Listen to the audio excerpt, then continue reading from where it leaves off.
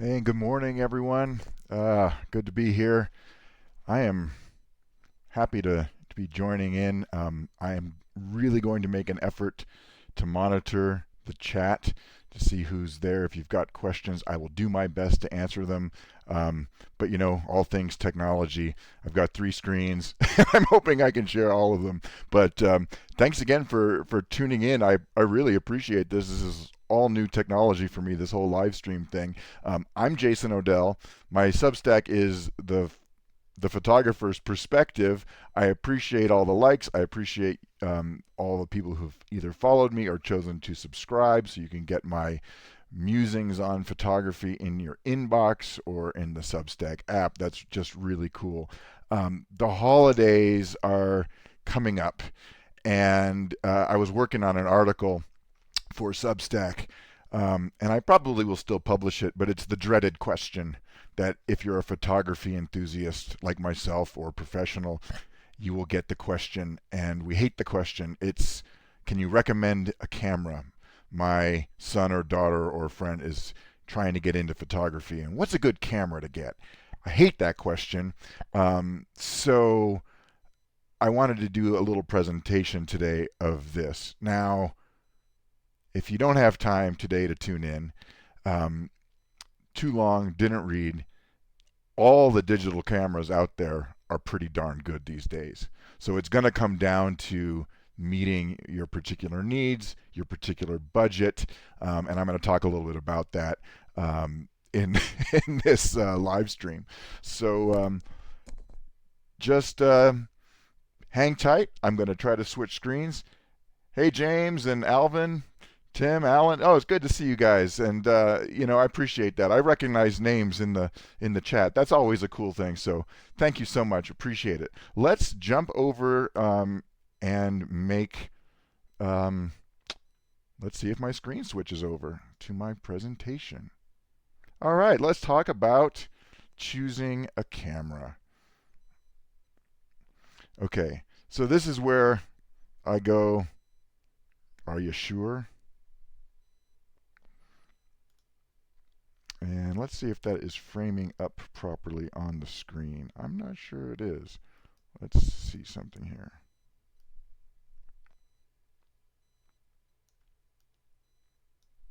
You guys able to see my screen okay? I'm afraid that it's, there we go. Hey, look at that. Okay, let's talk about choosing a camera. I want to get it all squared in. I'll make this bigger again. See, I'm still learning the technology, but I will make it work.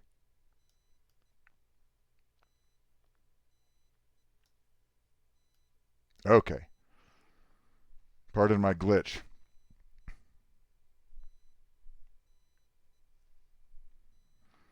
All right. So the first thing I'm going to ask you, if you're coming to me and you say, "Hey, I want to choose a camera," and I'm going to say to you, "Are you sure?" Because there are a lot of different options out there, and some of them are easier than others. And so the obvious one is to just use your phone. And I'm going to talk about that. But then once I get past that, we'll talk about the types of digital cameras and the factors that you should consider when you're buying another camera or thinking about buying a camera, whether it's for you or for someone else. So the first thing, are you really sure that you want to get into photography? Because buying a camera these days, even though there's inexpensive ones, you can spend a lot of money, and it would stink to spend a lot of money on something that you didn't end up wanting to use. So before you buy anything, consider this: what kind of photography do you want to do? The subject matter will dictate some of this. Also, ask yourself the question: are you willing to invest the time? Um, a camera, you can set your camera on full auto program. Uh, but is that really doing photography? I would say it's a great way to start learning. But if all you're going to do is use it like a point and click, again, you're back to why not just use your phone, right? So there is that potential. And then most importantly, if you decide, yeah, the kinds of photography that I want to do isn't really lending itself to my phone, um, you need to consider the camera system, not just the camera. So when you say, well, what's a good camera? I might say, I could tell you that the Nikon Z9 is a great camera, or the Z8, but it's $3,500, $4,000, and might be bigger than what you want. So there's a lot of things to think about before you go out and buy a camera for anyone you know. Okay, so let's talk about this. And let's start off with just talking about the elephant in the room, okay? That is your smartphone. Because the smartphone cameras are awfully good these days, and they have a lot of benefits. They're always with you. The quality these days is quite good. I mean, if you've got a newer iPhone, you can shoot a 48 megapixel image. Um, so, that's plenty for most people. They do, by default, a lot of under the hood processes that we call computational photography. And computational photography is like when your camera does processing behind the scenes in the background.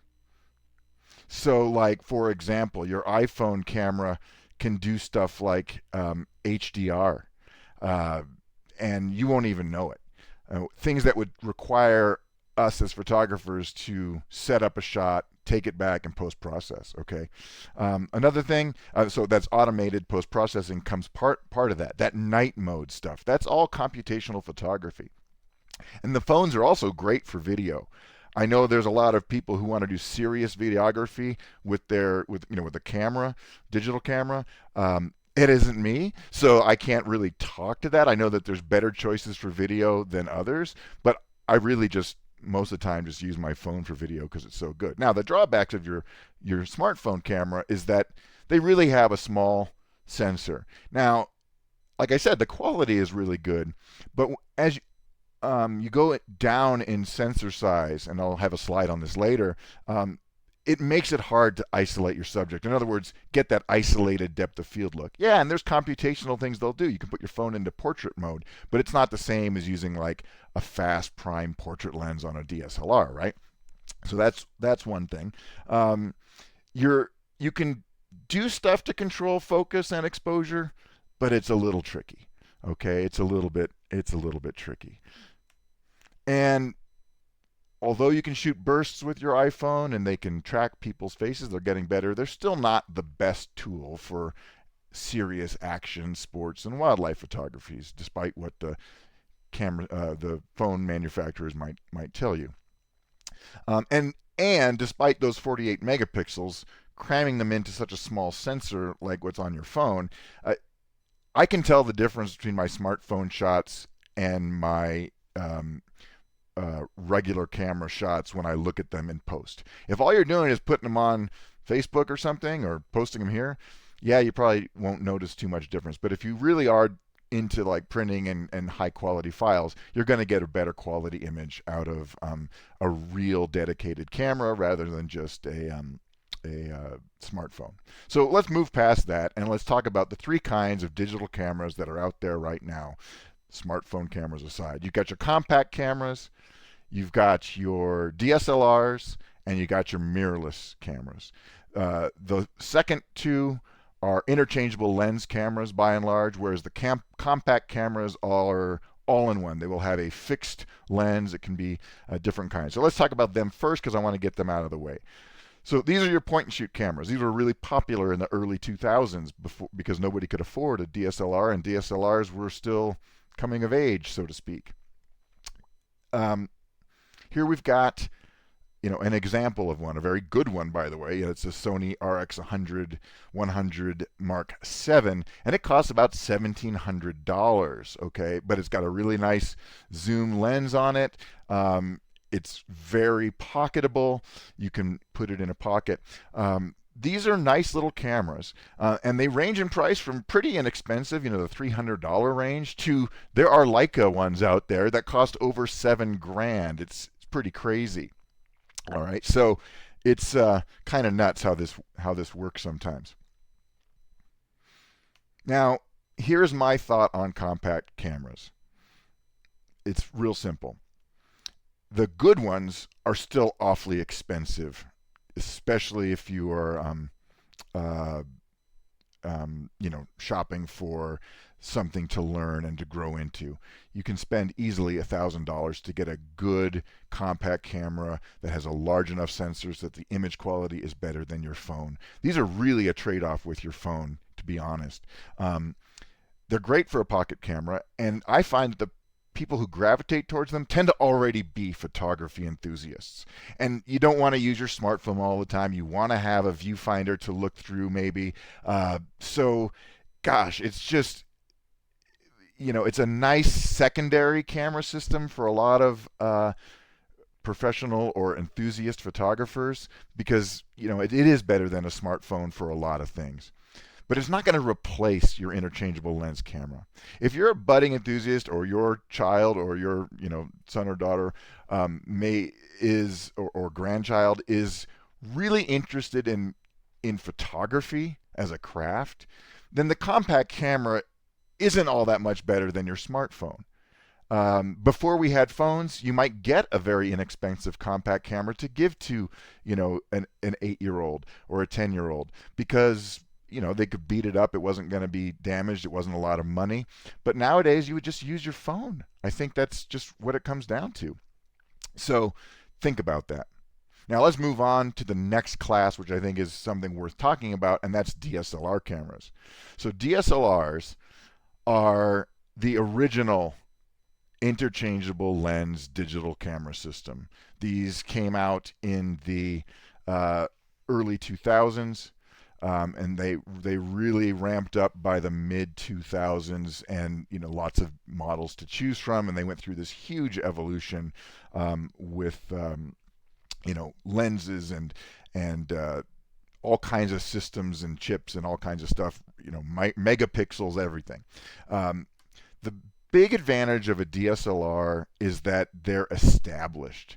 Their sensors, no matter which DSLR you get, are going to be fairly large, meaning you can have good image quality, good low light performance, decent resolution. The autofocus is generally pretty fast in most of them.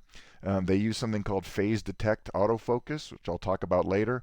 And there's a ton of lenses available for them. So for like this camera, the Nikon D7500, it still sells new for about just under $1,000 without a lens. There may be holiday deals, but it's a very mature camera system that takes a variety of lenses.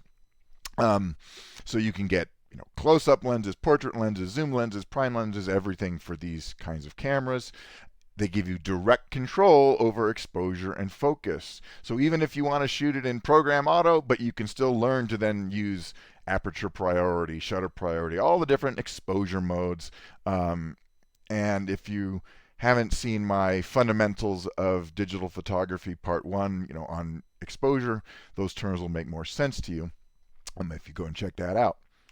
The thing about DSLRs, the elephant in this room, is that most of them, quite honestly, have been discontinued.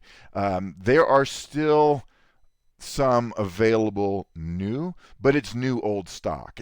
You can still buy a D7500. You can still buy some Canons that are brand new, but the reality is that they're kind of a dead end. But if you're looking for an inexpensive interchangeable lens camera system, DSLRs are fantastic, because even the top-end pro-level cameras from a few years ago, like the D850 that I used to shoot with, you can get for less than half of what they sold for new. I mean, you can get a D850, I think, for maybe $1,500-$1,600 on the used market. That's a incredibly well-designed professional DSLR. So should you buy a DSLR? It comes down to you. So let me just throw out some of the pluses and minuses of buying a DSLR. Well, the first one is the obvious one. You've got the value proposition.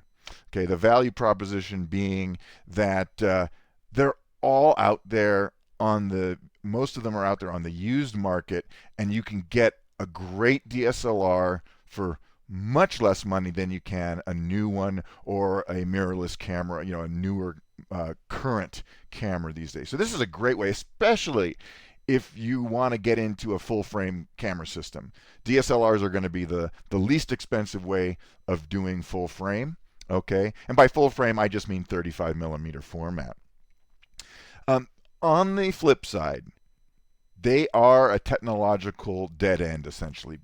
From my understanding, is that all of the camera manufacturers have basically discontinued all of their R&D for DSLRs. Okay. I got a comment that the feed froze. I'm not sure. It doesn't look like it has on my side. So, again, technology, you might just need to refresh. There are some Substack streaming weirdness lately. It's been a little bit glitchy. So I'm still here. The other thing about DSLRs is that while their autofocus systems are good, they're not as advanced in what you can find in a mirrorless camera. They don't have the subject detection options and the tracking options, and the autofocus points are clustered in the center of the viewfinder, whereas in a mirrorless camera you can pretty much focus anywhere on the screen. So there's some advantages there. So let's talk about then the current modern digital cameras, which are mirrorless cameras. Okay, so here's an example of a mirrorless camera. This is a very inexpensive one. It's the Olympus OMD EM10 Mark IV, which you can get list price for $699 without a lens. I think they're even less than that. You can get a bundle deal right now with a lens for about that same price. So that's an entry-level mirrorless camera. Let's talk about them. Mirrorless cameras, and the reason I put this picture here without the lens on it is to demonstrate that when you take the lens off of a DSLR, you will see a physical mirror because the light has to bounce up into the viewfinder. Mirrorless cameras, by definition, don't have a mirror. That means there's a lot smaller space inside that between the lens and the sensor, which is good for technological reasons. They use an electronic viewfinder, which I'll call the EVF. There's no prism, there's no optical viewfinder at all in most of these cameras, although there are some hybrids out there. That means what you see in the viewfinder is what you get in the image itself. So you get 100% coverage, all this stuff that used to be issues with DSLRs and their optical viewfinders. It means you can do all kinds of cool stuff inside the viewfinder, like see your image histogram. You can see different kinds of grid lines. You can choose to project information about exposure data or not. You can just have the screen. They come in a variety of sensor formats, and I'll talk about those in a minute, but that's just something to know about. And mirrorless cameras have a real great strength in that some of them, many of them, not all of them, but many of the newer ones have advanced autofocus systems that include cool features like subject detection and tracking. So you can put a camera potentially into face and eye detection mode. And if it recognizes a human face and focuses on the eyeball of that of your subject, no matter where you compose the frame, it means you're not fighting with a little joystick to constantly move a focus point around if your subject is moving or you're trying to recompose. This is an awesome thing. They also have autofocus points spread out over the entire imaging sensor, so you can pretty much focus all the way out to the corners, depending on what your subject of interest is. Mirrorless cameras often, but not all, include something called in-body image stabilization, or IBIS. That means it's a way of counteracting camera shake, motion shake, so jiggles. And this is really important when you're using things like telephoto lenses that have large magnifications, because if your shutter speed drops down too small, you can get too low, I should say, you'll get blurry, soft shots. So image stabilization systems can either be in the lens or in the body, but they're always in the DSLRs will never have an IBIS system, whereas mirrorless cameras may. And it can be quite effective. And one of the benefits of it is that it means that if it's got IBIS, any lens that you put on it, whether it's an old lens with an adapter or a modern lens with electrical contacts, it'll be stabilized, which is quite cool. And sometimes the stabilization systems are quite amazing. And they can be, mirrorless cameras can be much smaller than their similarly spec'd DSLRs. Now, I say can be because, as we'll see, they aren't always that way. It's not always the case.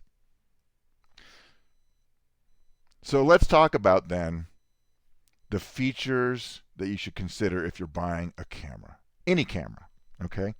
And so once you decide I want to look for, this price range, and that means I'm going to be looking at DSLRs or mirrorless or whatever, the features to consider are generally similar across whatever camera you're going to buy. And one of the first ones to consider, and this seems silly, but one is lens availability. In other words, the system. And that's sort of synonymous with the brand, but not entirely 100%. Okay, so the brand you buy and the format of camera that you buy, the sensor format, will dictate how many lenses are out there on the market. The good news is that most of the major manufacturers have upped their game, and the systems are mature enough that there's a lot of lenses out there available for them. So I did a quick look.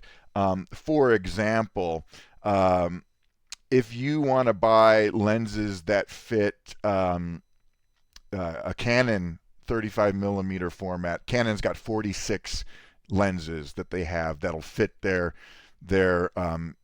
That's their own brand.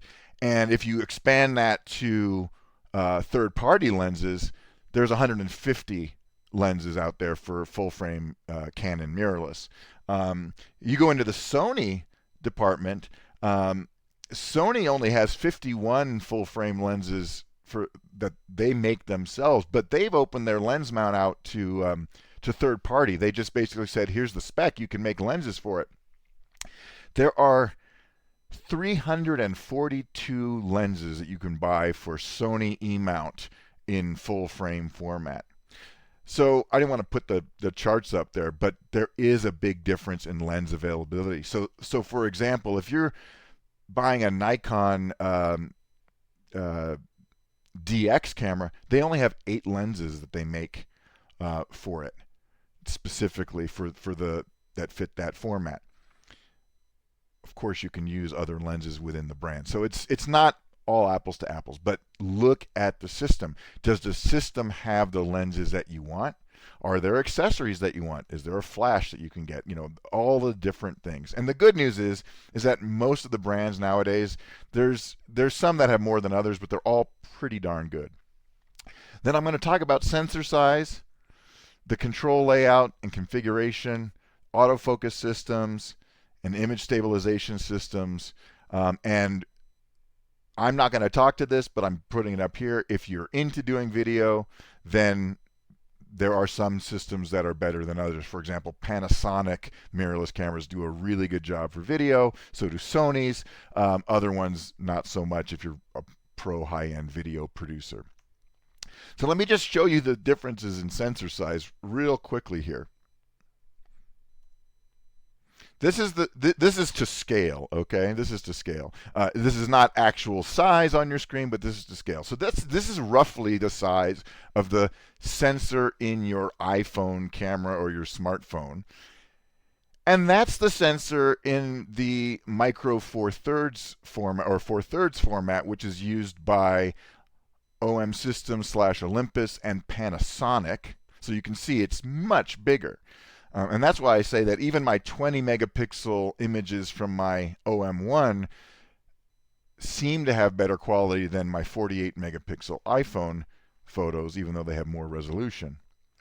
Here's APS-C. APS-C is 24 by 16 millimeters, and it's A little bit bigger than 4/3, certainly. It has what's called a 1.5 or 1.6x crop factor compared to 35 millimeter. What does that mean? Well, here's 35 millimeter. Okay, so 35 millimeter is traditional, what people call full frame these days, although that's kind of a misnomer anyway. There's bigger sensors than this out there too. A 35 millimeter sensor is 24 by 36 millimeters across. APS-C is roughly half that, and then 4/3, and then your phones. What does it mean? In terms of practical matters, it doesn't mean too much. What it means, though, is that a camera with a sensor that is smaller than 35 millimeters will have something called a crop factor, meaning that the focal length, when you project it into your camera, any given focal length will be framed up like a longer lens than if it was used on 35 millimeters. What does that mean? Let's say I've got a regular 35 millimeter camera with a 100 millimeter lens on it. If I put that same 100 millimeter lens on an APS-C camera, that image does not, the frame does not cover the entire image. I'm only using part of the frame, and it would behave as though I was using a 150 millimeter lens. On 4/3, it would behave like I was using a 200 millimeter lens. So wildlife photographers and sports photographers really like having smaller sensors because it gives them more reach. A 200 millimeter lens is now a 300 or even a 400 millimeter lens on a crop sensor camera. So that's kind of cool. Okay, but in terms of practical matters, the sensor size, let me just tell you this. In terms of quality, they're all good. They're all very good.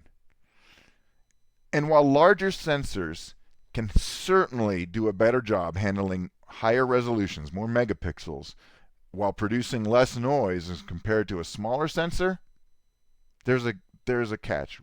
Technology keeps catching up. Modern noise removal software makes this almost irrelevant. I say almost because it's not true. When you do noise reduction, you're not getting the same effect as running the image normally, a lower ISO. But a small sensor, a large sensor, in terms of quality, they're all very good right now. That's kind of jumping around. That's funny. Okay. Now, there is a practical necessity of using smaller sensors. And larger sensors require larger lenses to cover them. Boy, that's going really kind of crazy here, isn't it?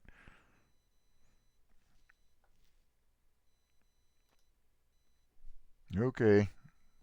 All right, Substack, whatever you're doing here. Anyway, what does that mean? Let me get back to this. If you have a large sensor, 35 millimeter, medium format, whatever, you need a bigger image circle. That means bigger lenses. They're heavier and are often more expensive.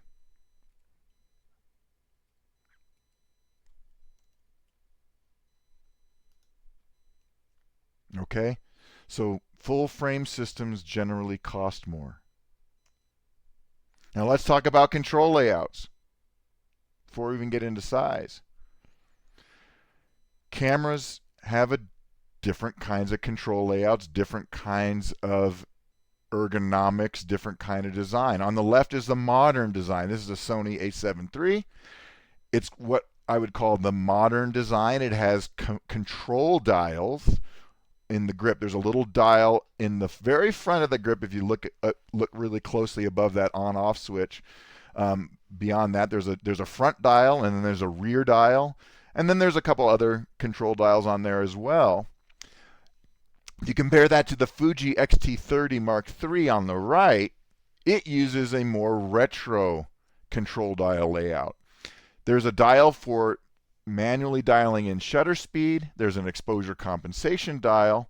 And while it does have two little command dials on the front and back that you can use, you would normally control aperture with a ring on the lens itself. That's kind of the retro style. Now, both of these are perfectly valid, but if you're doing a lot of sports and action photography, I tend to prefer the modern control dial layout rather than the retro layout. If you're doing a lot of street photography, maybe the retro layout is just great. Maybe you just like it. They are both perfectly competent cameras, but they have different control configurations, okay?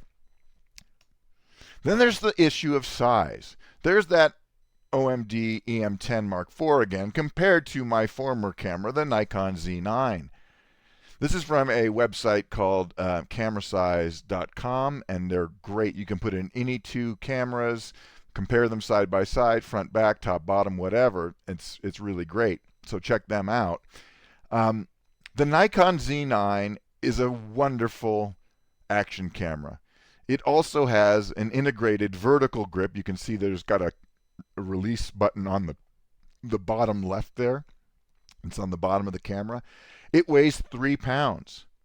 The Olympus OM10 or the EM10, it probably weighs, I think it weighs less than a pound. Certainly not more than a pound.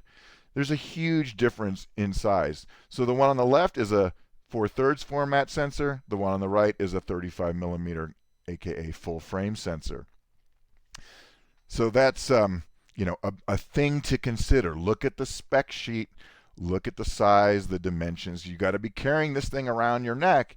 If you're into sports using big lenses, maybe the Z9 meets your needs because you're using a monopod all the time. If you're traveling and packing light, you might want something with a smaller sensor, a smaller form factor. Here's the shape again. Again, these are minor things, but they can impact your buying decision. On the left is the OM3 from OM System, which is a wonderful camera. I own it. I think it's wonderful. It's light. It has no front grip whatsoever. While it sort of has a retro design, it has the two command dials. You can see the front and rear dial. The shutter release is that silver button on that frontmost dial on the right-hand side there. And then here's our Sony on the right with the more traditional larger grip. If you have larger hands or using larger, heavier lenses, a front grip is a really nice feature. Even some cameras just have a little bump for a grip. If you're zooming a lot and twisting, then a front grip can be useful. In fact, I have a little plate that I can put onto my OM3 that has a little grip built in. I just screw it into the tripod socket. But if you look at this from other factors, you might say, hey, that one on the left is going to fit into a much smaller compartment. I could almost even put this into a pocket if I had a small enough lens to put on it, compared to the larger Sony camera on the right with the deeper grip. So there are pros and cons to all this stuff. Okay, so that's size, shape, and it sort of relates to format, although not entirely. You can certainly make a small format camera smaller, but that doesn't mean that they always do. Sometimes the smaller format cameras are the same size as their full frame counterparts.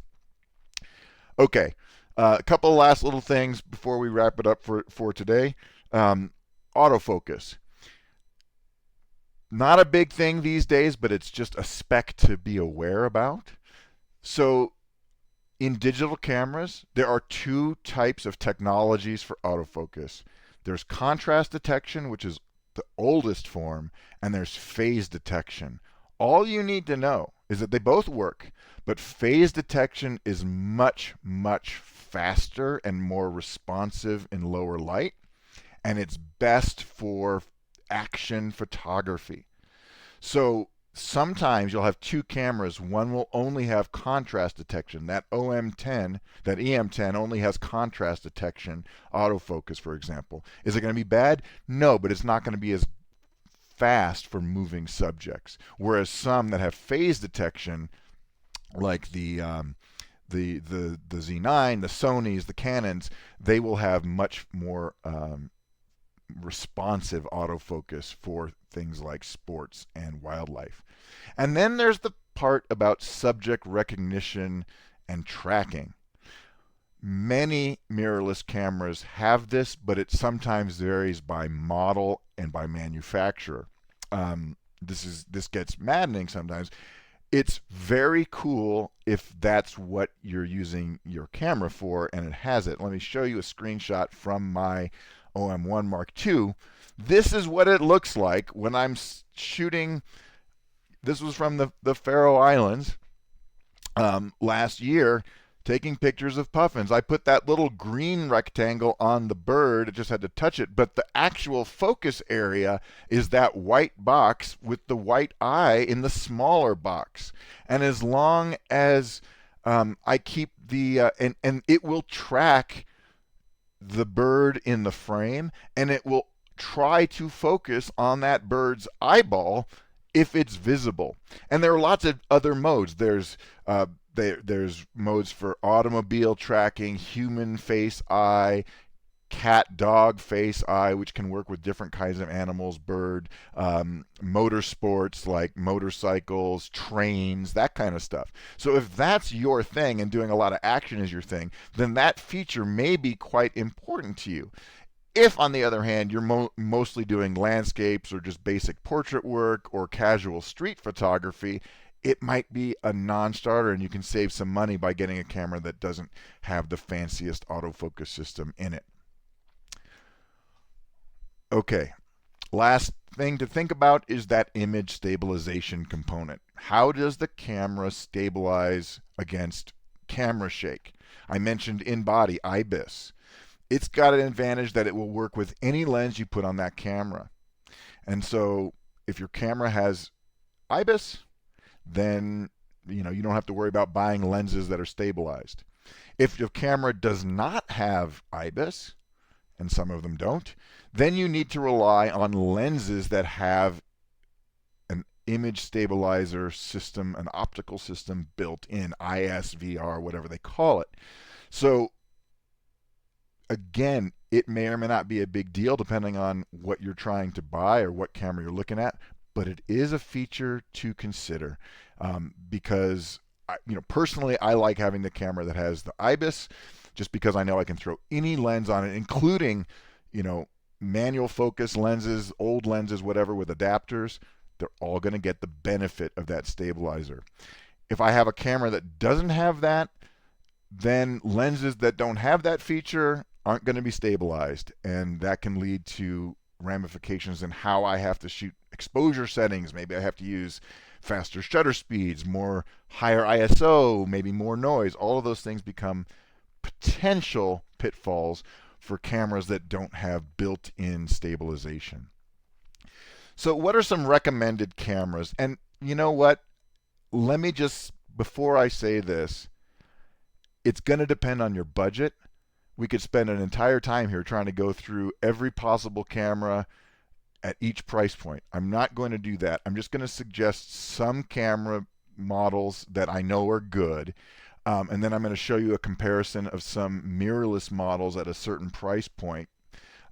Because again, there are opportunities to buy things used. There's opportunities, you can buy really old stuff and get it for a song, but it might not have the features that you want. So if you're on the DSLR side, these two cameras are still, I believe, being sold today new. You can still buy them used, of course. The lowest priced one out there that I could find is the Canon Rebel T7. That's their entry level camera. It's going to be very basic, but I think you can get it for about $400. It's not terribly expensive. If you have a little bit more money, either new or used, the Nikon D7500 or 90D Canon will be better quality. Okay, now these are all APS-C format cameras. Okay, they're not full frame cameras. Those are a little bit beyond just buying a new camera. But if you wanted to buy a full frame camera, there's obviously a lot of great choices there in the DSLR range. I would recommend something like the Nikon D either 780 or D850. Now, if you're on the mirrorless side, these are sort of the entry level cameras, kind of. They're a little bit better than entry level cameras. The Canon R10, which is I believe APS-C. The Nikon Z50 Mark II is APS-C. Fuji X-T30 Mark III, which is fairly new. It's APS-C. And the OM System OM5 Mark II, which is an upgrade to their previous OM5 model, which is 4/3. Now, none of these are absolutely inexpensive. So let me jump into sharing my screen here. So this is from B&H. This is, you can do a comparison, and I'll put a link out to this. I'll try to put a link out to this in the chat. Let me see if I can do that. I have a link somewhere to this page. So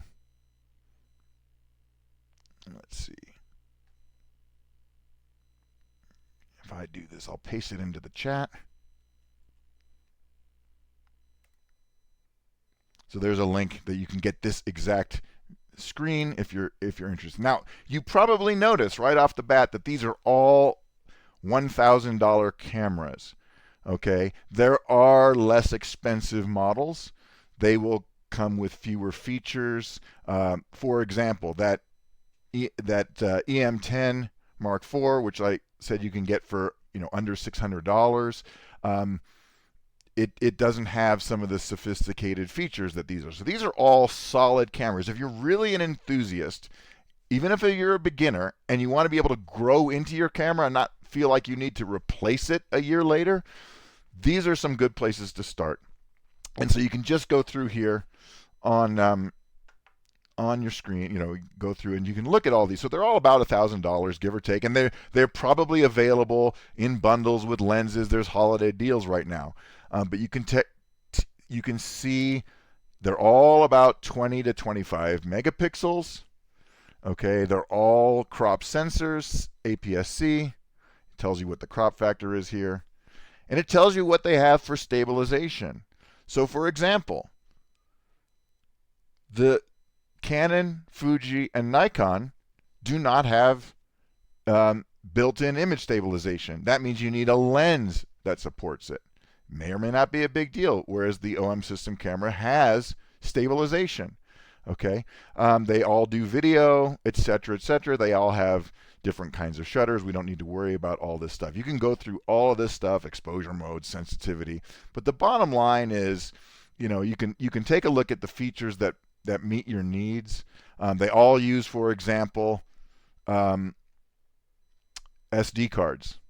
But you'll notice the Fuji uses a slower spec SD card, meaning that the Canon, the Nikon, the OM System camera will write to the card faster. They use faster cards. It depends on what you're shooting. Wildlife might not be as great. Street might be perfect. It doesn't matter. It should be cheaper.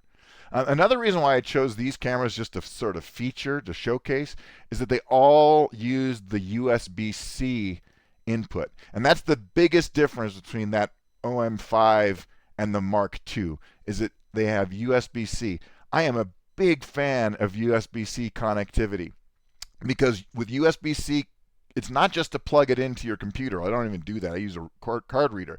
But you can charge the camera with a USB-C cord, and they will charge much more quickly than the old micro USB. If you get a nice high-powered, a 18, 20 watt USB-C plug, these cameras, you can charge them in camera quite quickly. So that's nice when you're traveling.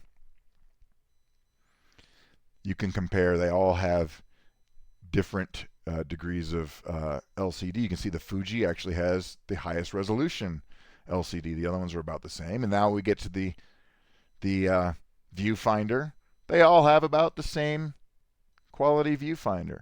So these are all nice features. Now, one thing that they don't tell you in here, and you'd have to dig in, is the focus. You see that they all have autofocus. Here you see they have phase detection. Some have both contrast and phase detection. How sensitive is the autofocus? The Nikon goes down to -9, so it's going to be very sensitive in low light.